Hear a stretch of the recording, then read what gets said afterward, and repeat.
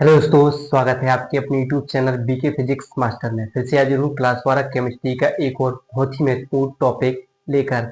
आज की इस वीडियो में हम सीखने वाले हैं प्रभावी परमाणु संख्या या इफेक्टिव एटॉमिक नंबर निकालना। बहुत ही महत्वपूर्ण प्रश्न है, बोर्ड परीक्षा में पूछा जाता है। या तो यह प्रश्न बहुविकल्पीय प्रश्न बन जाता है, पूछ लिया जाता है कि निम्नलिखित संकुल यौगिक या जटिल यौगिकों का ईएन नंबर या इफेक्टिव एटॉमिक नंबर ज्ञात कीजिए। या प्रश्न बन जाएगा 2 नंबर 3 नंबर में कि प्रभावी परमाणु संख्या क्या किसे कहते हैं, और कुछ ऑप्शन एक दो प्रश्न दे देंगे कि इनकी ईएन नंबर ज्ञात कीजिए, यानी प्रभावी परमाणु संख्या ज्ञात कीजिए। या प्रश्न बन जाएगा कि एक उपसेशन दे देंगे जिसे बोलेंगे कि इसका ईएन नंबर या ऑक्सीकरण संख्या, ईएन नंबर और ऑक्सीकरण संख्या ज्ञात कीजिए, या उपसेशन संख्या बताइए इसकी कितनी होगी। तो 3-4 तरीके से प्रश्न बनता है। अभी तक आपने ऑक्सीकरण संख्या निकाला नहीं सीखा हो या उपसेशन संख्या नहीं निकालना सीखे हो अभी तक, तो हमारी वीडियो को देखिए। पिछली वीडियो हम डिस्क्रिप्शन में लिख दे देंगे, हमने सिखाया है। और आज की इस वीडियो में हम सीखने वाले ईएन नंबर ज्ञात करना और इसकी परिभाषा भी सीखने वाले। तो वीडियो को अंत तक देखिएगा। पसंद आए तो लाइक कीजिएगा, ज़्यादा से ज़्यादा हो सके शेयर कीजिएगा, नए हो सब्सक्राइब जरूर कीजिएगा।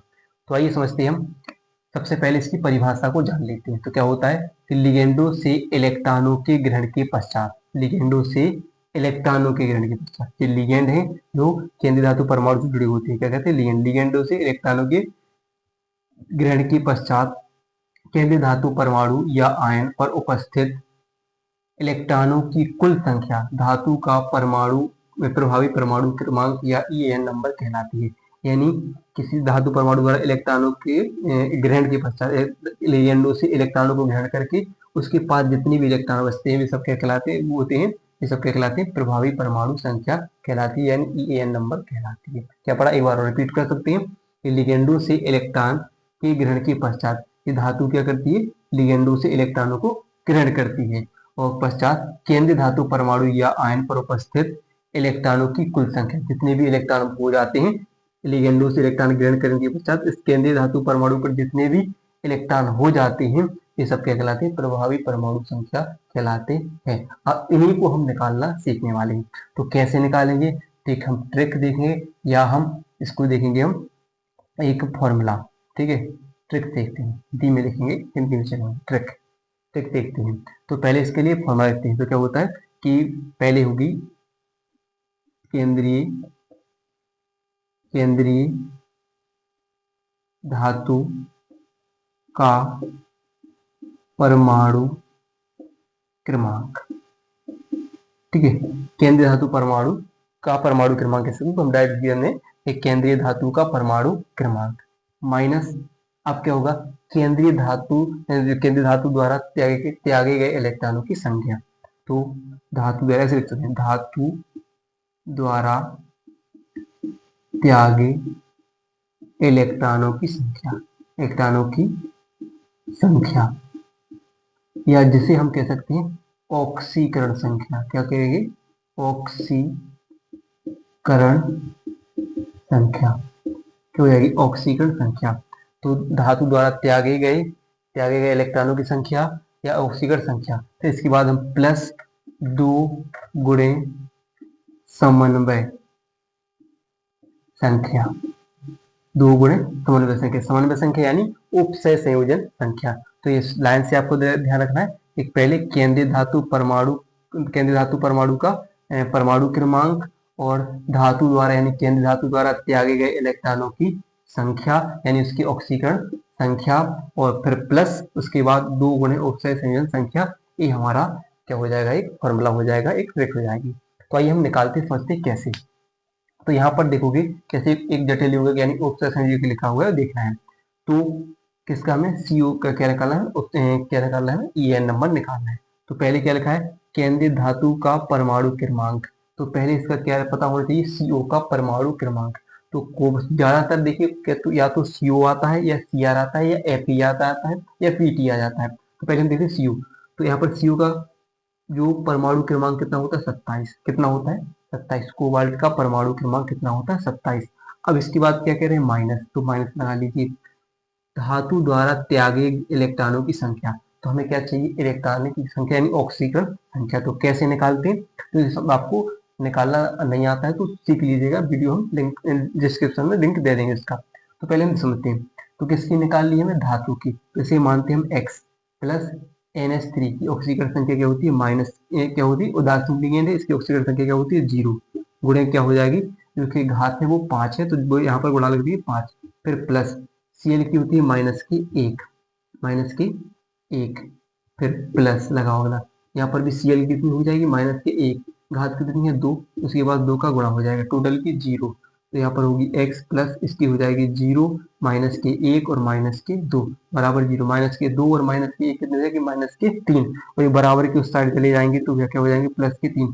तो इसकी ऑक्सीकरण संख्या कितनी निकल आएगी, CO की केंद्रीय धातु की, तो 3।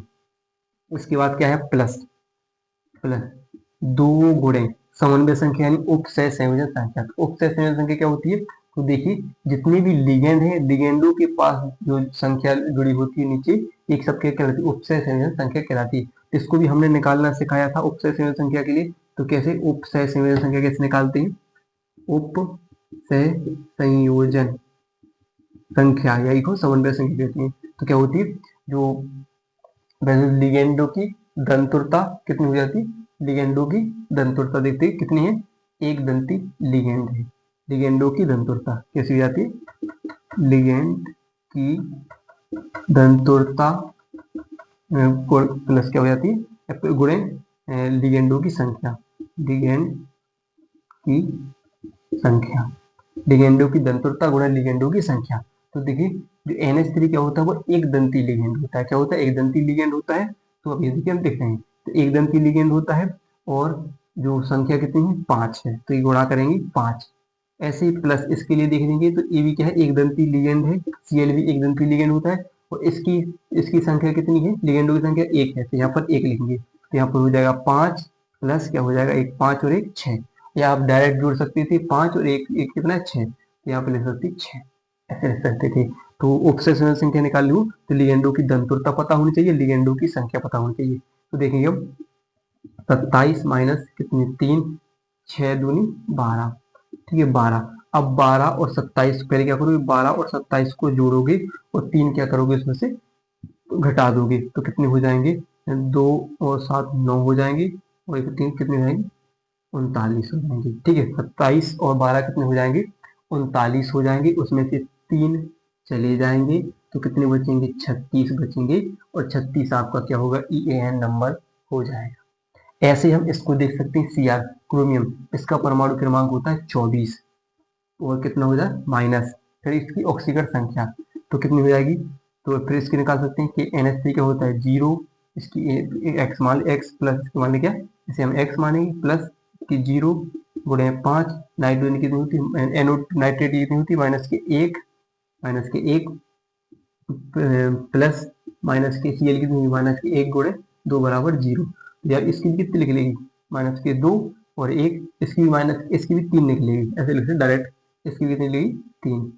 फिर प्लस, फिर क्या है प्लस प्लस 2 गुणे समन्वय संख्या क्या हो जाएगी, डायरेक्ट देख लीजिए, ये क्या है, एक दंती लिगेंड है 5 और ये भी एक दंती लिगेंड है 6, तो कितनी आएगी 5 और 1 6, और तो 24 माइनस 6 दूनी 12, तो कितनी जाएगी 6 दूनी 12, और 12 और 24 को जोड़ देना है तो 36 हो जाएंगे, हो जाएंगे 12 2 4 2 6 1 3 36 होंगे। 36 में से 3 जाएंगे कितने बचेंगे, 33, 33। ऐसे आप किसी की भी ये नंबर आराम से निकाल सकते हो, इस प्रकार आपको निकालना है। तो वीडियो पसंद आई हो तो वीडियो को लाइक और चैनल को सब्सक्राइब करना ना भूलिएगा।